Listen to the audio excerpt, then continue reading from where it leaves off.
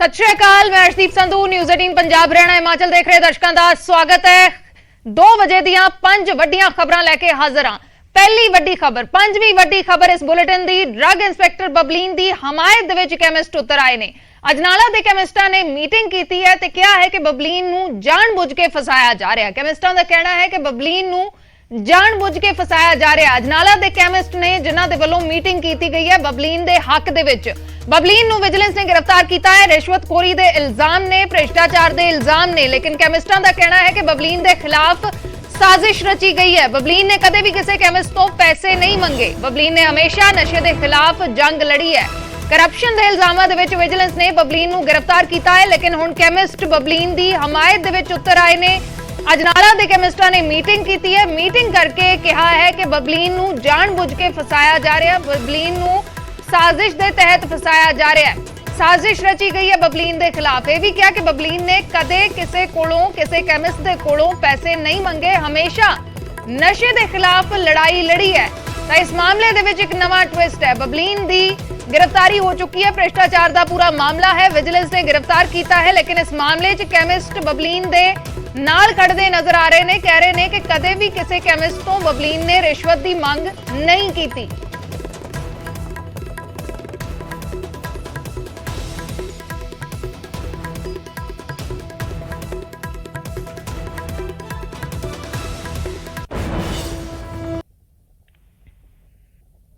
बबलीन कौन है? बबलीन कौर जिसका जिक्र हो रहा है, कौन है? पंजाब के नौजवान ड्रग इंस्पैक्टर्स चो एक है। यंग ड्रग इंस्पैक्टर है पंजाब दे विच।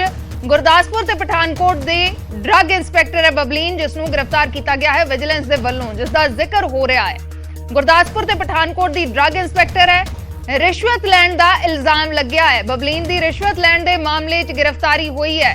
इल्जाम लग्या है कैमिस्ट तो रिश्वत मंगण दा। सीएम हैल्पलाइन नंबर ते शिकायत मिली सी, उस तो बाद कार्रवाई की गई। जिथे पंजाब दे विच लगातार भ्रिष्टाचार के खिलाफ, करप्शन के खिलाफ कार्रवाई हो रही है, उत्थे ही सीएम हैल्पलाइन ते शिकायत मिली तो कार्रवाई हुई है।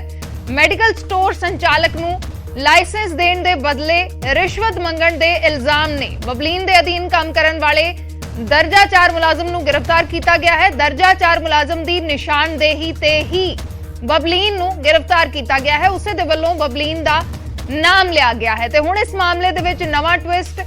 इस मामले दे विच कैमिस्ट हमायत कर रहे हैं बबलीन दी। कह रहे हैं कि बबलीन ने कदे भी किसी तो रिश्वत की मंग नहीं की, उसनूं जानबूझ के फसाया जा रहा है।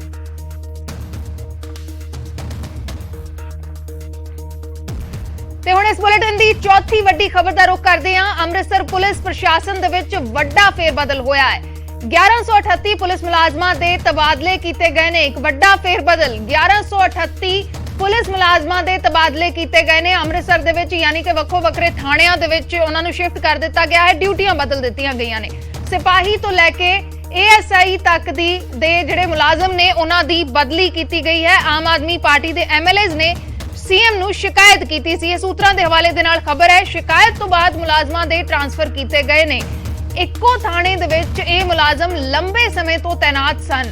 3 दिन पहला चंडीगढ़ दे विच भी मीटिंग च ये कमिश्नर शामिल हुए सी, जिस तो बाद यह फैसला लिया गया है। पुलिस कमिश्नर अरुण पाल ने तबादले दे आदेश जारी किए ने। 1138 पुलिस मुलाजमां दे तबादले किए गए ने इकल्ले अमृतसर दे विच। ते हुण यह खबर मिल रही है कि सूत्रां दे हवाले नाल खबर है, आम आदमी पार्टी के विधायकों के वल्लों शिकायतां कीतियां गईयां कि इक्को थाणे दे विच ये मुलाजम लंबे समय तो काम कर रहे हैं, जिस तो बाद ये निर्देश दिते गए ने। एक बहुत बड़ा फेरबदल अमृतसर दे विच वेखण नूं मिलिया। अमृतसर पुलिस प्रशासन दे विच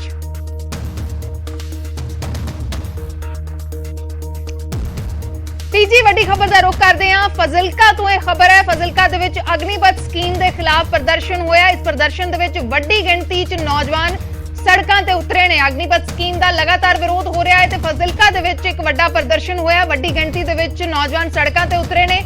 केंद्र तो अग्निपथ योजना वापस लैण दी मंग कर रहे हैं कि जिहड़ी रेगुलर भर्ती जिस तरीके दे नाल फौज दे विच पहला हुंदी सी, उसे दी नौजवान मंग कर रहे हैं। अग्निपथ योजना वापस लैण दी मंग कीती है ते नाल ही संघर्ष होर तेज करन दी चेतावनी भी दित्ती है।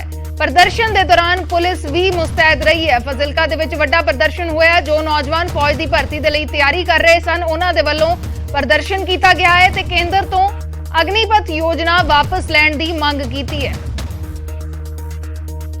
सेना दी हैगी है जे तिन्ना सेना दी हैगी तो साहब लो कि 15-15 हज़ार पोस्ट ही करीबन बनती है तिन्ना सेना दी।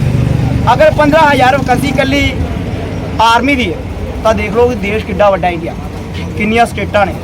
पिछले दिन तुसीं वेख्या होवेगा बिहार यूपी दे विच अग्नि जली हुई, उहदे विच सब तो वड्डा रीजन तुहानूं मैं दसना चाहूँगा एक सरकार ने बच्चे की जिंदगी नाल खेडिया, बच्चों की जिंदगी खराब की। हो मांगे साडी जी TOD टूर ऑफ ड्यूटी लागू की गई, जिन्हें 4 साल बच्चा भर्ती होगा फौज से उनके खिलाफ असीं मार्च कढ़ रहे हैं।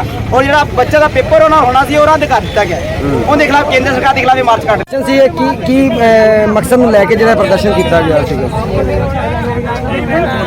ਭਰਤੀ ਨੂੰ ਵੱਧ ਦੇ ਵਿੱਚ ਜੀ ਸਾਹਿਬ ਦੇ ਦਫ਼ਤਰ ਤੋਂ ਇਹਨਾਂ ਨੇ ਬਾਜ਼ਾਰ ਦੇ ਵਿੱਚ ਜਲੂਸ ਮਾਰਚ ਕੱਢਿਆ ਸੀ। ਸਾਰੇ ਬਾਜ਼ਾਰ ਦੇ ਵਿੱਚ ਹੁੰਦਿਆਂ ਹੋਇਆ ਇਹਨਾਂ ਨੇ ਝੜ ਕੇ ਸਮਾਪਤ ਕੀਤਾ। ਇਹਨਾਂ ਨੇ ਵਧੀਆ ਸ਼ਾਂਤਮਈ ਢੰਗ ਦੇ ਨਾਲ ਪ੍ਰਦਰਸ਼ਨ ਕੀਤਾ। ਅਸੀਂ ਇਹਨਾਂ ਦਾ ਧੰਨਵਾਦ ਆ।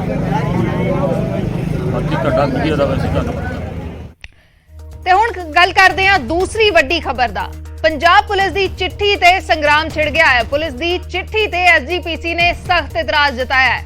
ਇਸ ਚਿੱਠੀ ਦੇ ਵਿੱਚ ਭਿੰਡਰਾਂ ਵਾਲਿਆਂ ਦੀਆਂ ਤਸਵੀਰਾਂ ਨੂੰ ਇਤਰਾਜ਼ਯੋਗ ਕਿਹਾ ਗਿਆ ਹੈ। PRTC ਦੀਆਂ ਬੱਸਾਂ ਯਾਨੀ ਕਿ ਸਰਕਾਰੀ ਬੱਸਾਂ ਤੇ ਭਿੰਡਰਾਂ ਵਾਲਿਆਂ ਦੀਆਂ ਹਵਾਰਾ ਦੀਆਂ ਜਿਹੜੀਆਂ ਤਸਵੀਰਾਂ ਨੇ ਜਿੱਥੇ ਵੀ ਲਗਾਈਆਂ ਗਈਆਂ ਨੇ ਉਹਨਾਂ ਨੂੰ ਇਤਰਾਜ਼ਯੋਗ ਕਿਹਾ ਹੈ ਤੇ ਨਾਲ ਹੀ ਇੱਕ ਸ਼ਬਦਾਵਲੀ ਦਾ ਵੀ ਜ਼ਿਕਰ ਕੀਤਾ ਗਿਆ। SGPC ਨੇ ਕਿਹਾ ਕਿ ਇਹ ਗਲਤ ਹੈ, ਇਹ ਇਤਰਾਜ਼ਯੋਗ ਕਹਿਣਾ ਇਹਨਾਂ ਤਸਵੀਰਾਂ ਨੂੰ ਗਲਤ ਹੈ। ADGP ਲਾਅ ਐਂਡ ਆਰਡਰ ਦੇ ਵੱਲੋਂ ਇਹ ਚਿੱਠੀ ਲਿਖੀ ਗਈ ਹੈ। 28 ਜੂਨ ਨੂੰ ਸੂਬੇ ਦੇ ਸਾਰੇ ਪੁਲਿਸ ਕਮਿਸ਼ਨਰਾਂ ਤੇ SSPs ਨੂੰ ਇਹ ਚਿੱਠੀ ਲਿਖੀ ਗਈ ਹੈ। PRTC ਬੱਸਾਂ ਤੇ ਯਾਨੀ ਕਿ ਸਰਕਾਰੀ ਬੱਸਾਂ ਤੇ ਭਿੰਡਰਾਂ ਵਾਲਿਆਂ ਤੇ ਹਵਾਰਾ ਦੀਆਂ ਤਸਵੀਰਾਂ ਲੱਗੀਆਂ ਨੇ, ਜਿੱਥੇ ਵੀ ਇਹ ਤਸਵੀਰਾਂ ਲੱਗੀਆਂ ਨੇ ਉੱਥੇ ਉਸ ਦੇ ਲਈ ਇਹ ਚਿੱਠੀ ਲਿਖੀ ਗਈ ਹੈ। ਚਿੱਠੀ ਦੇ ਵਿੱਚ ਇਤਰਾਜ਼ਯੋਗ ਤਸਵੀਰਾਂ ਅਤੇ ਸ਼ਬਦਾਵਲੀ ਲਿਖਣ ਦਾ ਜ਼ਿਕਰ ਹੈ, ਜਿਸ ਤੇ SGPC ਦੇ ਵੱਲੋਂ ਇਤਰਾਜ਼ ਜਤਾਇਆ ਗਿਆ ਹੈ। ਸਖਤ ਇਤਰਾਜ਼ SGPC ਨੇ ਕੀਤਾ ਹੈ।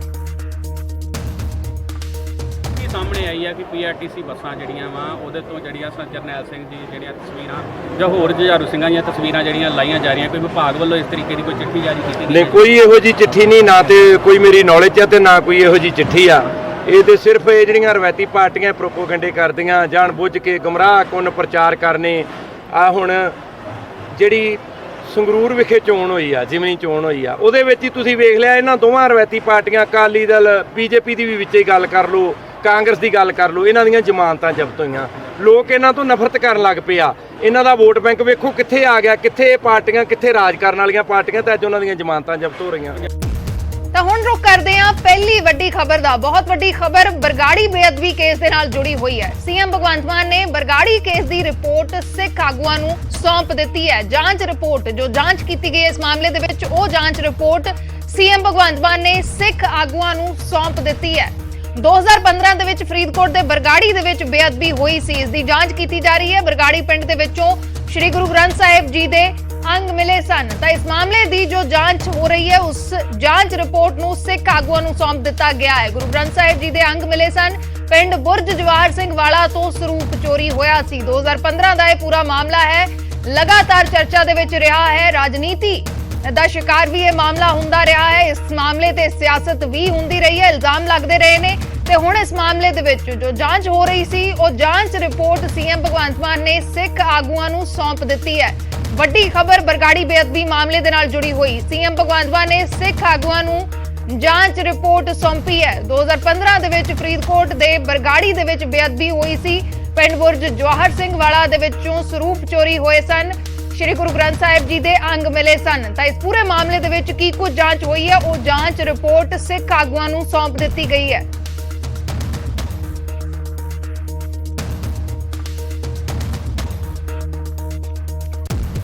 ਤਾਂ ਇਹ ਵੱਡੀ ਖਬਰ ਹੈ ਇਸ ਵੇਲੇ ਦੀ। ਸਭ ਤੋਂ ਵੱਡੀ ਖਬਰ ਬਰਗਾੜੀ ਬੇਅਦਬੀ ਮਾਮਲਾ। ਬੇਅਦਬੀ ਮਾਮਲੇ ਦਾ ਜ਼ਿਕਰ ਵਿਧਾਨ ਸਭਾ ਦੇ ਵਿੱਚ ਵੀ ਉੱਠਿਆ ਸੀ, ਜਦੋਂ ਕੁੰਵਰ ਵਿਜੇ ਪ੍ਰਤਾਪ ਨੇ ਇਸ ਮਾਮਲੇ ਦੇ ਉੱਤੇ ਚਰਚਾ ਕਰਨ ਦੇ ਲਈ ਕਿਹਾ ਸੀ ਕਿ ਅੱਧਾ ਘੰਟਾ ਦਿੱਤਾ ਜਾਵੇ ਜਾਂ ਫਿਰ ਮੈਨੂੰ 10 ਮਿੰਟ ਇਸ ਦੇ ਉੱਤੇ ਗੱਲ ਕਰਨ ਦਿੱਤੀ ਜਾਵੇ, ਆਪਣੀ ਗੱਲ ਰੱਖਣ ਦਿੱਤੀ ਜਾਵੇ। ਤਾਂ ਬਹੁਤ ਵੱਡਾ ਮਸਲਾ ਜਿਸ ਨੂੰ ਲੈ ਕੇ ਚੋਣਾਂ ਦੇ ਵਿੱਚ ਵੀ ਵੱਖੋ ਵੱਖਰੇ ਦਾਅਵੇ ਵਾਅਦੇ ਕੀਤੇ ਗਏ, ਜਿਸ ਤੋਂ ਬਾਅਦ ਚੋਣਾਂ ਜਿੱਤੀ ਆਮ ਆਦਮੀ ਪਾਰਟੀ ਦੇ ਆਗੂ, ਵਕੀਲਾਂ ਦੀਆਂ ਟੀਮਾਂ ਜਿਹੜੀਆਂ ਨੇ ਉਹ ਪ੍ਰੋਟੈਸਟ ਕਰ ਰਹੀਆਂ ਸਿੱਖ ਜਥੇਬੰਦੀਆਂ ਨੂੰ ਮਿਲੀਆਂ, ਉਹਨਾਂ ਨੂੰ ਭਰੋਸਾ ਦਿਵਾਇਆ, ਉਹਨਾਂ ਤੋਂ ਸਮਾਂ ਮੰਗਿਆ, ਜਾਂਚ ਦੇ ਲਈ ਸਮਾਂ ਮੰਗਿਆ। ਤਾਂ ਹੁਣ ਉਹ ਜਾਂਚ ਦੀ ਜਿਹੜੀ ਰਿਪੋਰਟ ਹੈ ਉਹ ਮੁੱਖ ਮੰਤਰੀ ਭਗਵੰਤ ਮਾਨ ਨੇ ਸਿੱਖ ਆਗੂਆਂ ਨੂੰ ਸੌਂਪੀ ਹੈ। ਇਹ ਤਸਵੀਰ ਹੈ, ਮੁੱਖ ਮੰਤਰੀ ਭਗਵੰਤ ਮਾਨ ਨੇ ਸਿੱਖ ਆਗੂਆਂ ਨੂੰ ਇਸ ਜਾਂਚ ਦੀ ਰਿਪੋਰਟ ਸੌਂਪੀ ਹੈ।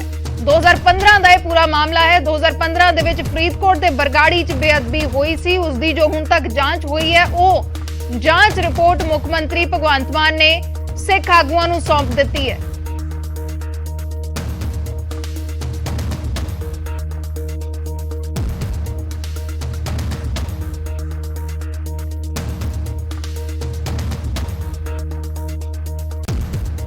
ਤਾਂ ਇਹ ਤਸਵੀਰ ਹੈ ਜਿਸ ਵੇਲੇ ਸੀਐਮ ਭਗਵੰਤ ਮਾਨ ਨੇ ਜਾਂਚ ਰਿਪੋਰਟ ਸੌਂਪੀ ਹੈ। ਸਮਾਂ ਮੰਗਿਆ ਗਿਆ ਸੀ ਪਹਿਲਾਂ ਮੁੱਖ ਮੰਤਰੀ ਦੇ ਵੱਲੋਂ, ਪਾਰਟੀ ਦੇ ਵੱਲੋਂ, ਸਰਕਾਰ ਦੇ ਵੱਲੋਂ ਜਿਹੜੀ ਵਕੀਲਾਂ ਦੀ ਟੀਮ ਭੇਜੀ ਗਈ ਸੀ ਗੱਲਬਾਤ ਸੁਣਨ ਦੇ ਲਈ। ਜਦੋਂ ਪ੍ਰੋਟੈਸਟ ਸ਼ੁਰੂ ਹੋਇਆ ਸੀ ਹਾਈਵੇ ਦੇ ਉੱਤੇ ਤਾਂ ਉਸ ਵੇਲੇ ਇਹ ਸਮਾਂ ਮੰਗਿਆ ਗਿਆ ਸੀ ਜਾਂਚ ਦੇ ਲਈ। ਤਾਂ ਹੁਣ ਉਹ ਜਾਂਚ ਰਿਪੋਰਟ ਮੁੱਖ ਮੰਤਰੀ ਭਗਵੰਤ ਮਾਨ ਨੇ ਸਿੱਖ ਆਗੂਆਂ ਨੂੰ ਸੌਂਪੀ ਹੈ। ਤਸਵੀਰਾਂ ਨੇ ਉਸ ਵੇਲੇ ਦੀਆਂ ਜਦੋਂ ਮੁੱਖ ਮੰਤਰੀ ਭਗਵੰਤ ਮਾਨ ਨੇ ਇਹ ਰਿਪੋਰਟ ਸੌਂਪੀ ਹੈ ਸਿੱਖ ਆਗੂਆਂ ਨੂੰ। ਇਹ ਤਸਵੀਰ ਹੈ ਉਸ ਵੇਲੇ ਦੀ। ਕੀ ਕੁਝ ਇਸ ਰਿਪੋਰਟ ਦੇ ਵਿੱਚ ਹੈ ਉਹ ਵੀ ਜਾਣਨ ਦੀ ਕੋਸ਼ਿਸ਼ ਕਰਾਂਗੇ ਕਿ ਇਸ ਦੇ ਵਿੱਚ ਸਾਹਮਣੇ ਕੀ ਆਇਆ ਹੈ, ਅਸਲ ਦੇ ਵਿੱਚ ਇਸ ਮਾਮਲੇ ਦੀ ਜਾਂਚ ਦੇ ਵਿੱਚ ਕੀ ਕੁਝ ਸਾਹਮਣੇ ਆਇਆ ਹੈ, ਕਿਉਂਕਿ ਦਾਅਵੇ ਵਾਅਦੇ ਲਗਾਤਾਰ ਹੁੰਦੇ ਰਹੇ ਨੇ ਇਸ ਮਾਮਲੇ ਦੀ ਜਾਂਚ ਕਰਨ ਦੇ। ਇਸ ਮਾਮਲੇ 'ਚ ਕੌਣ-ਕੌਣ ਜ਼ਿੰਮੇਵਾਰ ਹੈ ਉਸ ਸਭ ਦੇ ਦਾਅਵੇ ਵਾਅਦੇ ਕੀਤੇ ਜਾਂਦੇ ਰਹੇ ਨੇ ਜਾਂਚ ਦੇ। ਲੇਕਿਨ ਜਾਂਚ ਦੇ ਲਈ ਉਸ ਤੋਂ ਬਾਅਦ ਸਮਾਂ ਮੰਗਿਆ ਗਿਆ ਸੀ ਇਸ ਨਵੀਂ ਸਰਕਾਰ ਦੇ ਵਿੱਚ ਤੇ ਹੁਣ ਜਾਂਚ ਰਿਪੋਰਟ ਮੁੱਖ ਮੰਤਰੀ ਭਗਵੰਤ ਮਾਨ ਨੇ ਸਿੱਖ ਆਗੂਆਂ ਨੂੰ ਸੌਂਪੀ ਹੈ।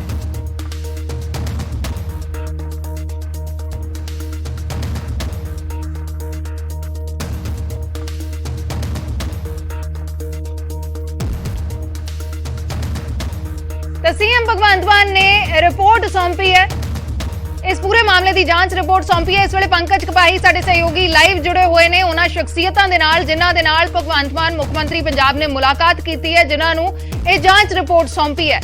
पंकज, की कुछ जानकारी इस जांच रिपोर्ट दे बारे, जांच च आखिर की कुछ सामने आया?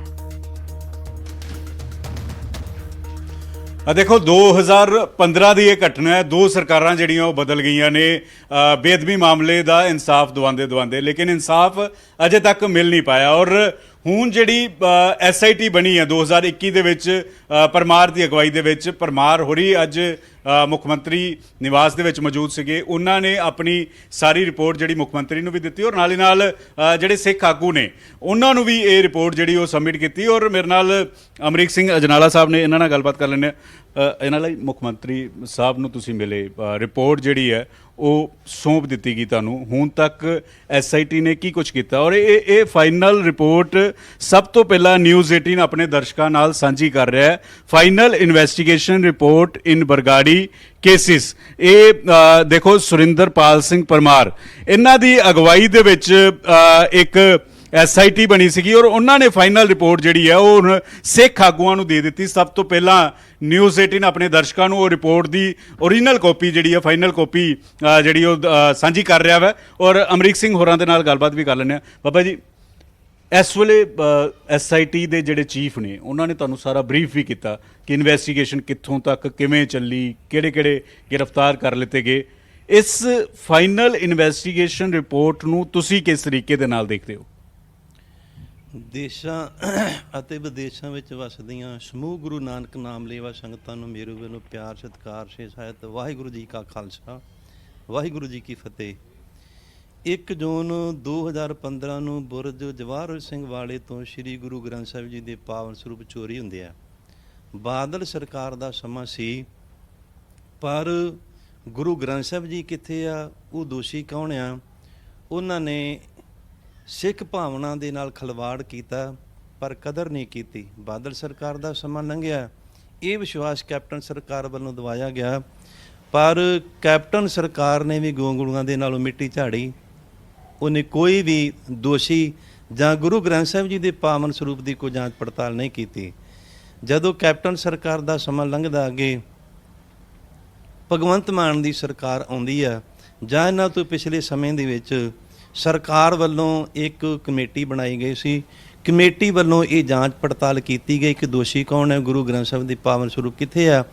ਲੰਮੇ ਸਮੇਂ ਤੋਂ ਸਿੱਖ ਸੰਗਤਾਂ ਜਦੋਜਹਿਦ ਕਰਦੀਆਂ ਸਨ, ਪਰ ਸਾਡੀ ਵੀ ਕੋਸ਼ਿਸ਼ ਸੀ ਕਿ ਨਵੀਂ ਸਰਕਾਰ ਦੇ ਮੁੱਖ ਮੰਤਰੀ ਦੇ ਨਾਲ ਬੈਠ ਕਰਕੇ ਮੀਟਿੰਗ ਕੀਤੀ ਜਾਵੇ। ਅੱਜ ਸਾਨੂੰ ਸਮਾਂ ਮਿਲਿਆ ਸੀ, ਅਸੀਂ 5 ਸਿੰਘ ਮੁੱਖ ਮੰਤਰੀ ਮੁੱਖ ਮੰਤਰੀ ਭਗਵੰਤ ਮਾਨ ਦੇ ਅਸੀਂ ਕੋਠੀ ਦੇ ਵਿੱਚ ਉਹਨਾਂ ਦੇ ਨਾਲ ਮੀਟਿੰਗ ਕੀਤੀ ਆ। ਸਾਡੇ 3 ਵਿਸ਼ੇ ਸਨ। ਬੁਰਜ ਜਗਵਾਰ ਸਿੰਘ ਵਾਲਾ ਸ਼੍ਰੋਮਣੀ ਕਮੇਟੀ ਵੱਲੋਂ ਲਾਪਤਾ ਕੀਤੇ ਗਏ ਗੁਰੂ ਗ੍ਰੰਥ ਸਾਹਿਬ ਦੇ ਪਾਵਨ ਸਰੂਪ। 2020 ਜੁਲਾਈ ਨੂੰ ਕਲਿਆਣ ਨਗਰ ਤੋਂ ਸ੍ਰੀ ਗੁਰੂ ਗ੍ਰੰਥ ਸਾਹਿਬ ਜੀ ਦੇ ਪਾਵਨ ਸਰੂਪ ਚੋਰੀ ਹੁੰਦੇ ਸਨ। 3 ਵਿਸ਼ੇ ਸਨ, 3 ਚੋਰੀ ਦੇ ਕਾਰਨ ਸਨ। ਪਰ ਅੱਜ ਉਹਨਾਂ ਦੇ ਨਿਵਾਸ ਤੇ ਜਾ ਕਰਕੇ ਪਤਾ ਲੱਗਿਆ ਕਿ ਜਿਹੜਾ ਬਰਗਾੜੀ ਕਾਂਡ ਆ ਜਾਂ ਬੁਰਜ ਜਵਾਹਰ ਸਿੰਘ ਵਾਲੇ ਤੋਂ ਚੋਰੀ ਸਰੂਪ ਹੋਇਆ, ਉਹਨਾਂ ਨੇ ਜਾਂਚ ਪੜਤਾਲ ਕਰਕੇ ਜਿਹੜੇ ਦੋਸ਼ੀ ਆ ਕਾਨੂੰਨ ਦੇ ਕਟਹਿਰੇ ਵਿੱਚ ਖੜੇ ਕੀਤੇ ਆ। ਆਉਣ ਵਾਲੀ 29 ਤਰੀਕ ਨੂੰ ਇਹ ਕੇਸ ਚਾਰਜ ਲੱਗੇਗਾ। ਉਸ ਤੋਂ ਪਤਾ ਲੱਗੇਗਾ ਕਿ ਕੌਣ ਦੋਸ਼ੀ ਆ, ਜਾਂ ਇਸ ਰਿਪੋਰਟ ਦੇ ਵਿੱਚ ਉਹਨਾਂ ਇੱਕ ਗੱਲ ਜਿਹੜੀ ਕੱਲੀ ਆ ਸਿੱਖ ਸੰਗਤਾਂ ਦੇ ਹਵਾਲੇ ਜਾਂ ਸਿੱਖ ਸੰਗਤਾਂ ਦੇ ਰੂਬਰੂ ਤਾਂ ਨਹੀਂ ਕੀਤੇ, ਪਰ ਇਹ ਪੜਤਾਲ, ਇਹ ਜਿਹੜੀ ਰਿਪੋਰਟ ਆ ਸਾਨੂੰ ਸੌਂਪੀ ਆ। ਅਸੀਂ ਅੱਗੇ ਜਨਤਕ ਕਰਦੇ ਹਾਂ ਕਿ ਇਹਦੇ ਵਿੱਚ ਸਰਸੇ ਵਾਲੇ ਦੇ ਸਮੇਤ ਸਾਰੇ ਦੋਸ਼ੀ ਆ। ਸਰਸੇ ਵਾਲੇ ਨੂੰ ਜੇਲ੍ਹ ਵਿੱਚ ਜਾ ਕਰਕੇ ਉਹਨਾਂ ਇੰਟਰੋਗੇਟ ਕਰਕੇ ਪੁੱਛਗਿੱਛ ਕੀਤੀ। ਰਾਮ ਰਹੀਮ ਦਾ ਤੁਸੀਂ ਜ਼ਿਕਰ ਕਰ ਰਹੇ ਹੋ। ਰਾਮ ਰਹੀਮ ਤੋਂ ਸੁਨਾਰੀਆ ਜੇਲ੍ਹ ਦੇ ਵਿੱਚ ਪੁੱਛਗਿੱਛ ਕੀਤੀ ਗਈ ਹੈ। ਸੁਨਾਰੀਆ ਜੇਲ੍ਹ ਦੇ ਵਿੱਚ ਸਰਸੇ ਵਾਲਾ ਜਿਹੜਾ ਮੇਨ ਦੋਸ਼ੀ ਆ ਗੁਰਮੀਤ ਰਾਮ ਰਹੀਮ, ਉਹਦੀ ਇੰਟਰੋਗੇਟ ਕਰਕੇ ਪੁੱਛ ਪੜਤਾਲ ਕਰਕੇ ਉਹਨੂੰ ਵੀ ਉਹਨਾਂ ਨੇ ਦੋਸ਼ੀ ਠਹਿਰਾਇਆ ਤੇ ਇਸ ਕਾਨੂੰਨ ਦੇ ਕਟਹਿਰੇ ਵਿੱਚ ਉਹਨਾਂ ਖੜਾ ਕੀਤਾ। ਕੇਸ ਦੇ ਵਿੱਚ ਉਹਦਾ ਨਾਮ ਨਾਮਜ਼ਦ ਕੀਤਾ ਹੈ।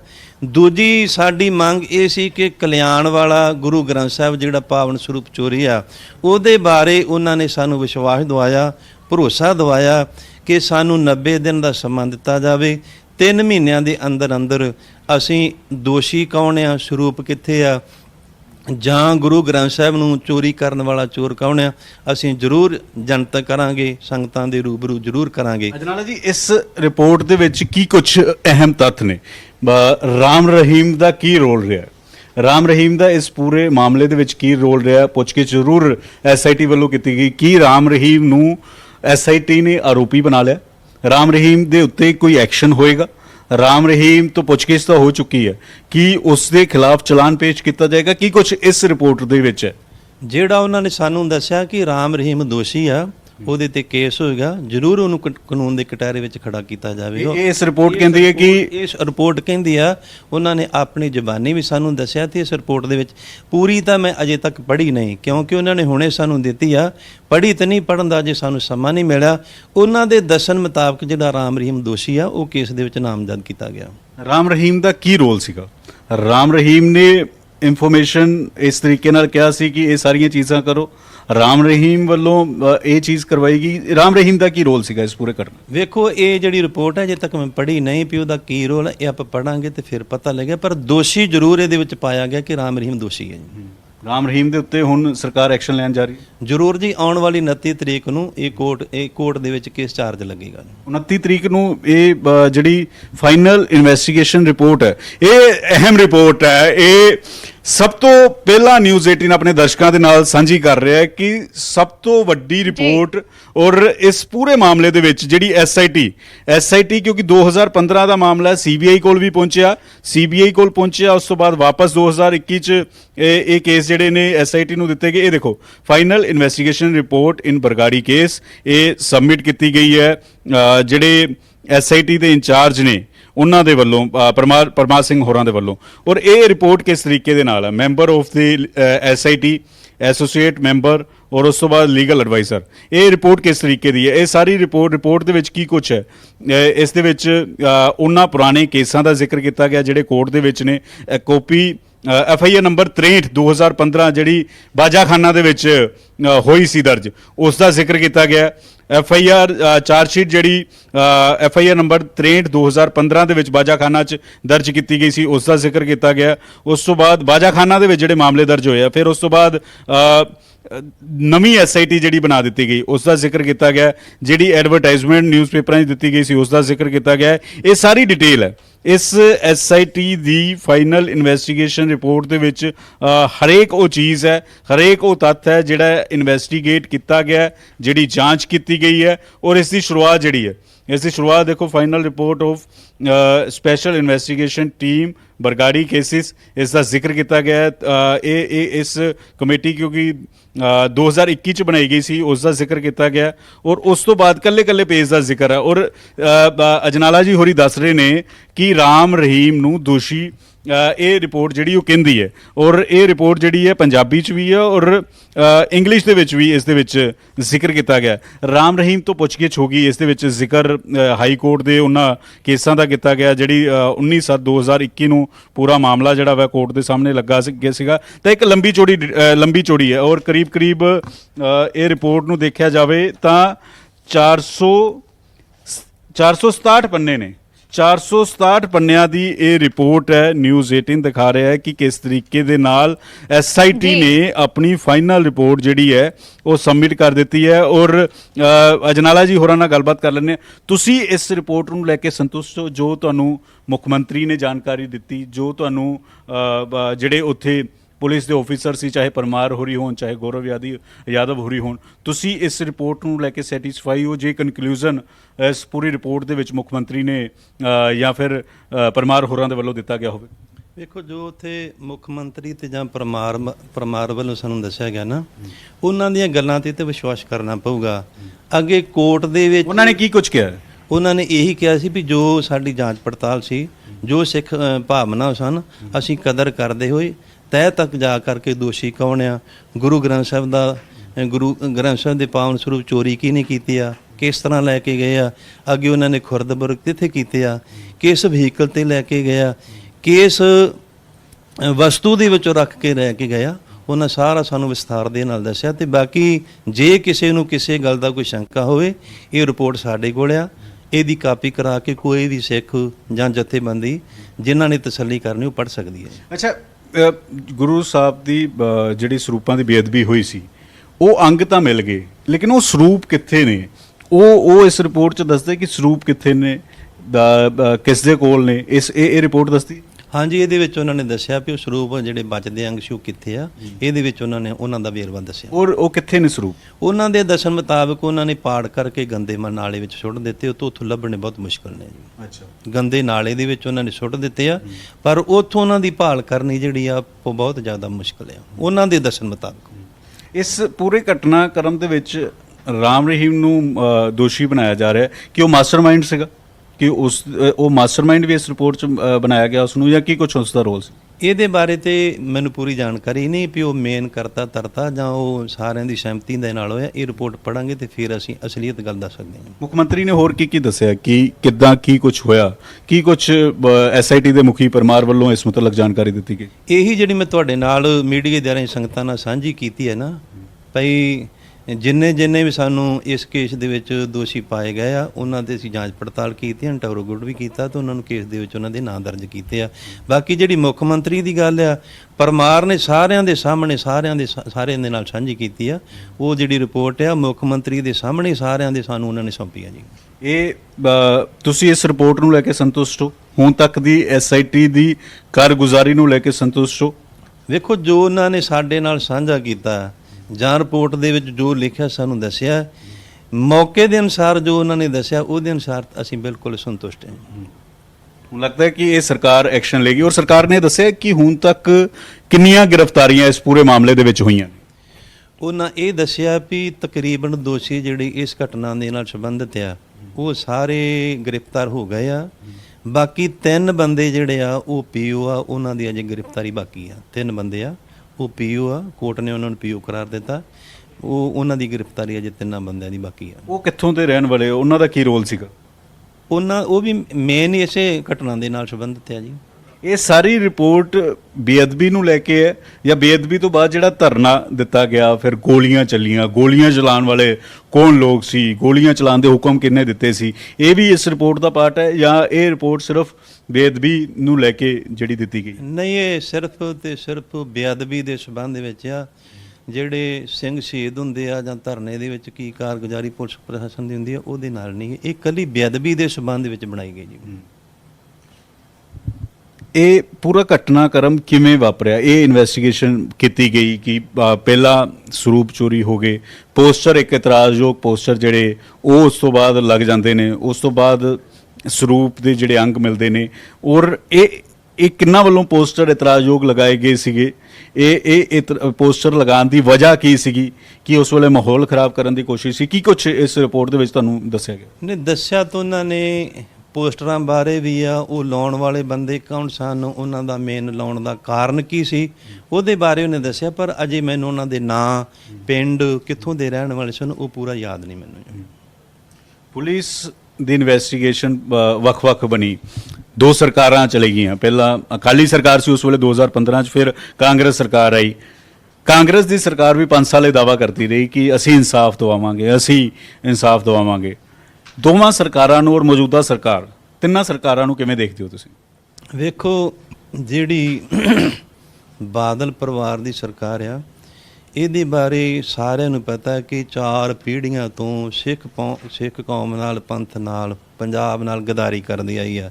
ਇਸੇ ਤਰ੍ਹਾਂ ਉਹਨਾਂ ਦੀ ਕਾਰਗੁਜ਼ਾਰੀ ਕੀ ਆ ਕਿ ਜਿਹੜੇ ਵੀ ਮਾੜੇ ਕਰਮ ਜਾਂ ਬੇਅਦਬੀ ਜਾਂ 78 ਦੀ ਵਿਸਾਖੀ ਵਾਲਾ ਕਾਂਡ ਜਾਂ 1984 ਵਾਲਾ ਜਿਹੜਾ ਘੱਲੂਘਾਰਾ ਵਾਪਰਦਾ, ਜਾਂ ਉਹਨਾਂ ਦੀ ਸਰਕਾਰ ਦੇ ਸਮੇਂ ਵੱਖ-ਵੱਖ ਥਾਵਾਂ 'ਤੇ ਗੁਰੂ ਗ੍ਰੰਥ ਸਾਹਿਬ ਦੀ ਪਾਵਨ ਗੁਰਬਾਣੀ ਦੀਆਂ ਬੇਅਦਬੀਆਂ, ਇਹਦੇ ਬਾਰੇ ਕਿਸੇ ਨੂੰ ਭੁੱਲ ਭੁਲੇਖਾ ਨਹੀਂ। ਬੇਅਦਬੀ ਕਰਨ ਵਾਲਾ ਕੌਣ ਆ, ਕਰਵਾਉਣ ਵਾਲਾ ਕੌਣ ਆ, ਬੇਅਦਬੀ ਕਰਨ ਦਾ ਕਾਰਨ ਕੀ ਆ, ਇਹਦੇ ਬਾਰੇ ਬਾਦਲ ਸਰਕਾਰ ਵੱਲੋਂ ਕੋਈ ਵੀ ਕੋਈ ਵੀ ਠੋਸ ਫੈਸਲਾ ਨਹੀਂ ਲਿਆ ਗਿਆ ਜਾਂ ਦੋਸ਼ੀਆਂ ਦੀ ਭਾਲ ਨਹੀਂ ਕੀਤੀ ਕਿ ਜਿਹਦੇ ਨਾਲ ਸਿੱਖ ਸੰਗਤਾਂ ਦੀ ਸੰਤੁਸ਼ਟੀ ਹੋ ਸਕੇ। ਇਸੇ ਤਰ੍ਹਾਂ ਕੈਪਟਨ ਸਰਕਾਰ ਦਾ ਸਮਾਂ ਆਉਂਦਾ, ਉਹਨੇ ਸਹੁੰ ਖਾ ਕੇ ਵਿਸ਼ਵਾਸ ਦਿਵਾਇਆ ਸੀ, ਪਰ ਕੈਪਟਨ ਸਰਕਾਰ ਨੇ ਵਿਸ਼ਵਾਸਘਾਤ ਕੀਤਾ। ਉਹਨੇ ਵੀ ਗੋਂਗਲੂਆਂ ਦੇ ਨਾਲੋਂ ਮਿੱਟੀ ਝਾੜੀ ਆ। ਪਹਿਲਾਂ ਤੋਂ ਉਹਦਾ ਦਾਅਵਾ ਸੀ ਕਿ ਬੇਅਦਬੀ ਦੀਆਂ ਪੈੜਾਂ ਬਾਦਲ ਪਰਿਵਾਰ ਵੱਲ ਜਾਂਦੀਆਂ, ਪਰ ਇਹ ਦਾਅਵਾ ਜ਼ਰੂਰ ਕੀਤਾ, ਪਰ ਜਦੋਂ ਮੁੱਖ ਮੰਤਰੀ ਦੀ ਕੁਰਸੀ ਉੱਪਰ ਕੈਪਟਨ ਸਾਹਿਬ ਬਹਿ ਗਏ, ਉਹ ਪਤਾ ਨਹੀਂ ਪੈੜਾਂ ਕਿਹੜੇ ਪਾਸੇ ਲੋਪ ਹੋ ਗਈਆਂ। ਉਹ ਮਸਲਾ ਜਿਉਂ ਦਾ ਤਿਉਂ ਰਿਹਾ। ਪਰ ਜੇਕਰ ਭਗਵੰਤ ਮਾਨ ਦੀ ਸਰਕਾਰ ਨੇ ਇਹ ਮਸਲਾ ਸੁਲਝਾਉਣ ਦਾ ਕੋਸ਼ਿਸ਼ ਕੀਤਾ, ਮੈਂ ਨਹੀਂ, ਸਿੱਖ ਸੰਗਤਾਂ ਇਹਦਾ ਧੰਨਵਾਦ ਕਰਨਗੀਆਂ ਤੇ ਇਹਨੂੰ ਦੁਬਾਰਾ ਫਿਰ ਮੁੱਖ ਮੰਤਰੀ ਦਾ ਮੌਕਾ ਜ਼ਰੂਰ ਦੇਣਗੇ। ਤੁਸੀਂ ਯਾਨੀ ਕਿ ਸੰਤੁਸ਼ਟ ਹੋ ਕਿ 3 ਮਹੀਨਿਆਂ ਦੀ ਕਾਰਗੁਜ਼ਾਰੀ, ਇੱਕ ਐਕਸ਼ਨ ਚਾਹੀ, ਐਸਆਈਟੀ ਪਰਮਾਰ ਨੇ ਚੰਗਾ ਕੰਮ ਕੀਤਾ ਔਰ ਐਸਆਈਟੀ ਪਰਮਾਰ ਨੇ ਇਹ ਸਾਰਾ ਕੇਸ ਸੁਲਝਾ ਲਿਆ, ਇਹ ਸਾਰਾ ਕੇਸ ਸੁਲਝ ਚੁੱਕਾ ਹੁਣ? ਹਾਂਜੀ, ਇੱਕ ਵਾਰ ਜਿਹੜਾ ਬੇਅਦਬੀ ਦਾ ਮਸਲਾ ਨਾ, ਜਿਹੜਾ ਬੁਰਜ ਜਵਾਹਰ ਸਿੰਘ ਵਾਲੇ ਦਾ, ਇੱਕ ਵਾਰ ਸੁਲਝ ਗਿਆ। ਹੁਣ ਤੇ ਕੋਰਟ ਦਾ ਫੈਸਲਾ, ਕੋਰਟ ਕੀ ਫੈਸਲਾ ਕਰਦਾ, ਇਹ ਤੇ ਜਿਹੜੀ ਹੁਣ ਬਾਅਦ ਵਾਲੀ ਕਾਰਵਾਈ ਤੇ ਕੋਰਟ ਦੀ ਆ, ਕੋਰਟ ਕੀ ਕਰਦਾ ਜਾਂ ਕੋਰਟ ਦੀ ਕਾਰਗੁਜ਼ਾਰੀ ਕਿਹੋ ਜਿਹੀ ਹੁੰਦੀ ਆ, ਉਹ ਵੀ ਸਿੱਖਾਂ ਦੇ ਨਾਲ ਖਿਲਵਾੜ ਕਰਦਾ ਜਾਂ ਦੋਸ਼ੀ ਨੂੰ ਦੋਸ਼ੀ, ਨਿਰਦੋਸ਼ ਨੂੰ ਨਿਰਦੋਸ਼, ਨਿਰਪੱਖ ਹੋ ਕੇ ਫੈਸਲਾ ਕਰੂਗਾ ਤੇ ਕੋਰਟ ਦਾ ਵੀ ਅਸੀਂ ਧੰਨਵਾਦ ਕਰਾਂਗੇ। ਤੁਹਾਡਾ ਹੁਣ ਅਗਲਾ ਪਲਾਨ ਕੀ ਹੈ? ਤੁਹਾਡੀ ਅਗਲੀ ਮੰਗ ਕੀ ਹੈ? ਤੁਹਾਡਾ ਅਗਲਾ ਐਕਸ਼ਨ ਪਲਾਨ ਕੀ ਰਹਿਣ ਵਾਲਾ? ਵੇਖੋ, ਇਹ ਜਿਹੜੀ ਕਾਰਵਾਈ ਆ, ਇਹਦੇ ਤੇ ਤਾਂ ਅਸੀਂ ਸੰਤੁਸ਼ਟ ਹਾਂ। ਬਾਕੀ ਸਾਡੀਆਂ 2 ਕਾਰਵਾਈਆਂ ਨੇ। ਇੱਕ ਤਾਂ ਸ਼੍ਰੋਮਣੀ ਗੁਰਦੁਆਰਾ ਪ੍ਰਬੰਧਕ ਕਮੇਟੀ ਵੱਲੋਂ ਸ੍ਰੀ ਗੁਰੂ ਗ੍ਰੰਥ ਸਾਹਿਬ ਜੀ ਦੇ ਪਾਵਨ ਸਰੂਪ ਅਨੇਕਾਂ, ਜਿਨ੍ਹਾਂ ਦੀ ਗਿਣਤੀ ਕੋਈ ਨਹੀਂ, ਉਹ ਲਾਪਤਾ ਕੀਤੇ ਗਿਆ। ਇਹ ਮਸਲਾ ਵੀ ਅਸੀਂ ਸਰਕਾਰ ਦੇ ਸਾਹਮਣੇ ਰੱਖਿਆ ਸੀ। ਉਹਨਾਂ ਨੇ ਸਾਨੂੰ ਵਿਸ਼ਵਾਸ ਦਿੱਤਾ, ਵਿਸ਼ਵਾਸ ਦਿਵਾਇਆ ਕਿ ਸਾਡੇ ਤੇ ਵਿਸ਼ਵਾਸ ਕਰੋ, ਆਉਣ ਵਾਲੇ ਸਮਾਂ ਵਿੱਚ ਅਸੀਂ ਜ਼ਰੂਰ ਐਕਸ਼ਨ ਲਵਾਂਗੇ ਤੇ ਜਿਹੜੇ ਦੋਸ਼ੀ ਆ ਉਹਨਾਂ ਨੂੰ ਕਾਨੂੰਨ ਕਟਾਰੇ ਵਿੱਚ ਜ਼ਰੂਰ ਖੜੇ ਕਰਾਂਗੇ। ਇਸ ਤੋਂ ਇਲਾਵਾ ਮੁੱਦਾ ਇਹ ਹੈ ਕਿ ਕਲਿਆਣ ਨਗਰ ਵਿੱਚੋਂ 2020 ਜੁਲਾਈ ਨੂੰ ਸਫਰੀ ਗੁਰੂ ਗ੍ਰੰਥ ਸਾਹਿਬ ਦੇ ਪਾਵਨ ਸਰੂਪ ਚੋਰੀ ਹੁੰਦੇ ਆ। ਉਹਦੇ ਬਾਰੇ ਉਹਨਾਂ ਨੇ 3 ਮਹੀਨਿਆਂ ਦਾ ਸਾਡੇ ਤੋਂ 90 ਦਿਨ ਦਾ ਸਮਾਂ ਲਿਆ ਕਿ 90 ਦਿਨ ਦਾ ਸਾਨੂੰ ਸਮਾਂ ਦਿਓ, ਅਸੀਂ 90 ਦਿਨਾਂ ਦੇ ਵਿੱਚ ਕੋਈ ਨਾ ਕੋਈ ਕਾਰਵਾਈ ਜ਼ਰੂਰ ਕਰਾਂਗੇ। ਉਹ ਹੋਰ ਐਸਆਈਟੀ ਮੁਖੀ ਕੀ ਕਹਿੰਦੇ ਹੋਏ ਨਜ਼ਰ ਆਏ ਸੀਗੇ? ਹੋਰ ਉਹਨਾਂ ਨੇ ਕੀ ਕੁਝ ਭਰੋਸਾ ਇਸ ਇਨਵੈਸਟੀਗੇਸ਼ਨ